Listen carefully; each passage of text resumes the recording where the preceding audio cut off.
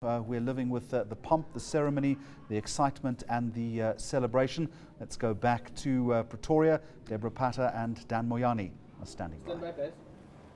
Thanks very much, Jeremy. Well done. We're going to be crossing to Iman in a second from our wonderful vantage point here in Pretoria.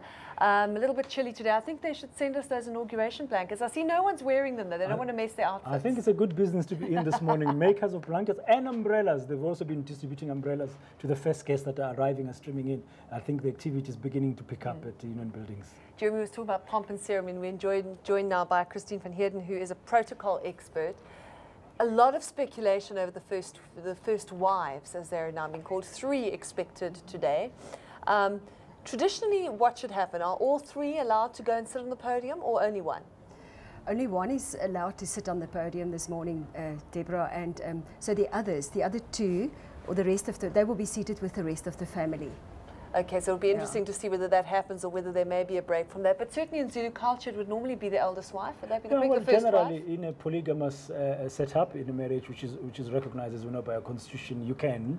But the first wife will be the one who takes precedent. However, if she doesn't, she would have to be consulted by who else should be. If Zuma chose as the president to say, I think I should be with Manduli, the second one, or the third one, Mabija, but the first wife has to be consulted and agree to that. But we'll see what happens. Could be a bit of tension in the Zuma household. Well, it will have to be, that tension will have to be, as they say, will have to be resolved before the inauguration by the agreement of the first wife, Makumalo. Yeah. Christine, maybe just take us through some of the other protocol things that we can expect today. I mean, is there a protocol for arrival of guests? Do certain heads of states get, a better time slot?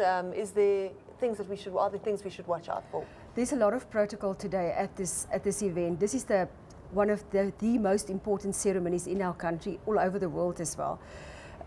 You will see, first of all, the display of the national symbols, the flags, the fly past, the anthem, the unfurling of the flag as well at the start of the ceremony. So there's a lot of protocol, first of all, with the national symbols. Then, as you said, Deborah, with the arrival of the guests, they have a specific slot. In South Africa as well, we have the Order of Presidents. That's the order of seniority. And there's 25 categories, 25 rubrics as we refer to it. And they have to arrive from rubric 25. So what's the top? Yeah. How do you get to be in the top rubric? The big one. I always say that's the easiest one. And of course we know that's the president that's now in office, the current president. The president-elect for today, he still fits into the rubric 2. With the Deputy President. In rubric 3 we find the Chief Justice, who plays a major role here today as well. And then in the 4th category, former presidents, that we're also going to witness and we're going to welcome today at this function, Mr. Mandela, Mr. de Klerk, and Mr. Mbeki. All of them will be there. But then again, there's also an order of seniority when it comes to them. Is there also an order of seniority when it comes to the visiting heads of state? Or does Foreign Affairs say, listen, we have better relations, as an example, with that country? They must come in a prominent China position. will arrive first. Dan, well, that's what protocol provides. It's the neutral platform. We provide a neutral platform. And when it comes to countries and to symbols, like with the countries, we seat them alphabetically. So we're not. So it's not the favour of the day.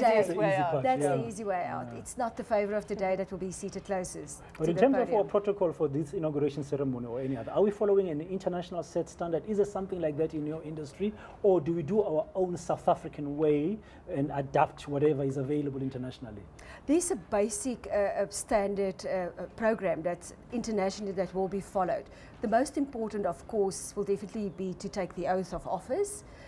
And that's actually all we had to do today. You know, that's the most important part. And then customs and tradition come in. Yeah. And that's what we will And I think judging from the past inaugurations, we've had some prayer as well. Yes. I think in the different major faiths that we practice in South Africa.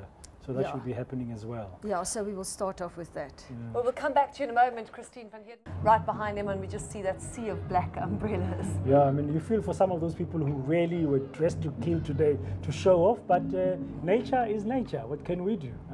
They're now hiding under the umbrellas, but looks like it's beginning to clear. Hopefully that 30% thunder showers was predicted by Derek van Dam and Candice and them. We've had it.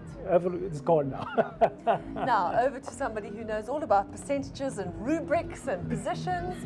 Christine van Heerden, our protocol expert. Christine, you worked with Jacob Zuma when he was Deputy President, teaching him about protocol that applied to his office then. Tell us about that experience. Thanks, Deborah. We trained most of the people, the protocol people in the office, but at ceremonies we work very closely with Mr. Zuma. And I must say it was always a pleasant experience. He's got a very high touch and he's very open, you know, to be briefed on the protocol at the event, at that specific event. So it's always a pleasure, you know, and the people, he touches the people. If I can refer back to that, to Mr. Mandela again, same high touch, people loves him, he loves the ceremonies, he partakes in the ceremonies. Yes. Was he a good student? Was he a good listener? I don't really think he needed all the protocol, definitely not. Because at the presidency as well, there are protocol experts and they guide it on you know, what's going to happen at the various occasions, various ceremonies. But it's more at the specific occasion where they have to be briefed on what is expected and who's going to be on the guest list and has to be acknowledged. Yeah. Now, you worked with Jacob Zuma. You say he was a delight to work with. Did you work with Thabo Mbeki? I also worked with him at ceremonies. And there wasn't that level of flexibility, if I can say that. It was a very strict, very disciplined, very formal approach, much more formal.